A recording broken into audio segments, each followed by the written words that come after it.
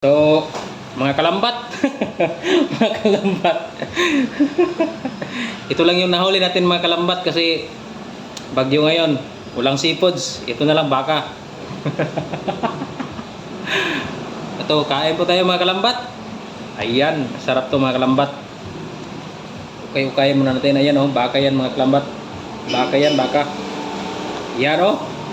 Inukay-ukay muna natin mga kalambat. Kaya natin itong mga kalambat. Lami talaga itong mga kalambat. Wala tayong ibang nahuli mga kalambat. Mga kalambat.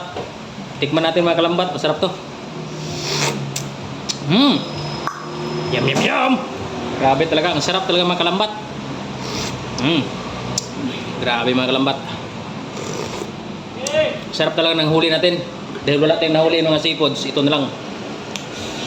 Kain po tayo mga kalambat. Grabe, ang sarap ito mga kalambat oh. Daming laman mga kalambat oh. Mga kalambat. Grabe mga kalambat, ang sarap. Yum yum yum. Dito lang tayo mga kalambat.